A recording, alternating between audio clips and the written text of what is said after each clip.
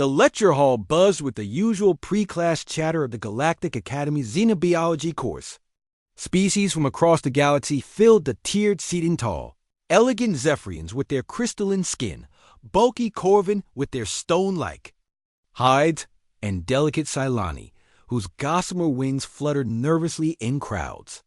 Among them sat Maya Chun, the only human in a class of 63 students. She kept to herself in the back row, as always. Her plain appearance, brown hair tied back, unremarkable clothing, average height made her easy to overlook, which was exactly how she preferred it. Maya had learned early in her academy tenure that drawing attention as the sole representative of a Deathworld species rarely ended well. Professor Veltar, a respected Zephyrian scholar, droned on about adaptive evolution in hostile environments. Class 12 worlds, commonly termed Deathworlds, produced the most remarkable evolutionary pressures, he explained, his voice carrying clearly through the amphitheater. The few species that emerge from such crucibles display extraordinary resilience, though often at the cost of social refinement. Snickers rippled through the classroom. Maya didn't look up from her notes. 3 rows ahead, Crickstar turned in his seat. The Corvin was built like a living boulder. His species evolved from silicon-based predators on a world of eternal storms. At nearly 3 meters tall and massing over 400 kilograms, he was an imposing presence even among his own kind. Speaking of Deathworld primitives, Crickstar's voice boomed across the lecture hall. How does it feel to be the weakest thing in the room, human? The professor paused mid-sentence. Conversations died as 62 pairs of alien eyes turned toward Maya.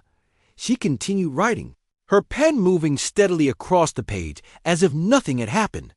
Crickstar's mandibles clicked with amusement. I'm talking to you, pink skin. Did the thin atmosphere up there damage what passes for your brain? Maya's pen never wavered. She was taking notes on the professor's discussion of bone density adaptations in high-gravity environments. Fascinating stuff, really. Perhaps she's too terrified to respond, suggested Yixnil, a Solani whose species prided themselves on intellectual superiority. Deathworlders are notoriously violent when cornered. She's probably fighting primitive urges to attack. More laughter now. Even some of the typically reserved species joined in. Attack? Crickstar's laugh sounded like grinding stone. This fragile little thing couldn't hurt a first instar larva. Look at her, no claws, no fangs, no natural weapons at all. Her species' only advantage was developing tools early. Strip away their technology, and humans are just clever prey. Maya finished her sentence and calmly turned to a fresh page. The pen moved in steady strokes. Corvin's skeletal structure primarily silicon carbide composite, similar to Earth arthropods but scaled up significantly. Joints appear to be the primary structural weakness. Are you even listening? Crickstar demanded, his voice rising. Several nearby students shifted uncomfortably as his bulk scraped against his oversized desk. Your betters are speaking to you. For the first time, Maya looked up. Her dark eyes met Crickstar's compound gaze with placid calm. I heard you, she said quietly. Then respond appropriately. Show some respect to your superiors. Maya blinked once, slowly. You're not my superior. The classroom fell silent except for the hum of the environmental systems. Even Professor Veltar seemed frozen, uncertain how to handle the sudden tension. Crickstar's mandibles spread wide in what his species considered a threat display. What did you say, meat? I said you're not my superior. Maya's voice remained conversational, almost bored. You're large, yes. Strong by galactic standards. Certainly, but you're not superior. I could tear you apart without effort. Crickstar rose from his seat, his massive frame casting a shadow over half the classroom. Could you? Maya asked with genuine curiosity. She set down her pen and turned to face him fully, though she remained seated. How exactly would you do? That? The question seemed to confuse him. I what? I'm asking about the mechanics, Maya explained patiently. Your reach is impressive, but your joints are locked into relatively few positions. Your attacks would be powerful but predictable. Your species evolved to hunt large, slow prey in pack formations. You're built for endurance and raw strength, not precision or speed. Crickstar's clicking grew agitated. You think you know about fighting, little human? I know about survival, Maya replied. My species didn't evolve to be the biggest or strongest. We evolved to be the most adaptable. We learned to kill everything that tried to kill us. She stood up then, moving with fluid grace despite her unremarkable appearance. The motion was so smooth, so controlled, that it seemed almost serpentine. Earth isn't just a death world because of the environment, she continued, taking a single step forward. It's a death world because everything on it is trying to survive by killing everything else. Plants, animals, microorganisms, we're all killers. The difference is, humans got good at it. Crickstar charged. It was an impressive display of brute force.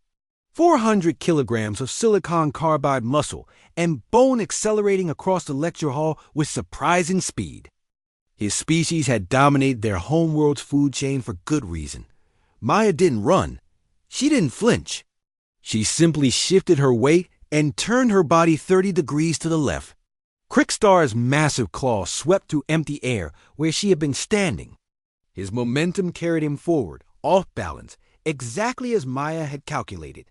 She reached up a casual gesture, almost gentle, and placed her hand on the side of his thick neck. The movement was so subtle that most of the class missed it entirely. There was no visible violence, no dramatic struggle. Maya simply applied pressure to a specific point with her thumb and middle finger. The sound was barely audible, a soft click like a twig snapping. Crickstar's massive body went limp instantly. He crashed to the floor with a sound like an avalanche, his compound eyes already glazing over. Maya returned to her seat and picked up her pen. The entire exchange had taken perhaps 15 seconds. As I was saying, she said to the stunned classroom, humans got good at killing things. We had to. Everything else on our world was trying to do the same to us. She looked around at the sea of shocked faces, predators, and prey species alike, all staring at her with newfound understanding. The thing about death worlds, Maya continued conversationally, is that they don't just make you strong. They make you creative. They make you efficient. They teach you that sometimes the best way to win a fight is to end it before your opponent realizes it started. Professor Veltar found his voice first. Is ... is he dead? Yes. Maya made another note in her textbook.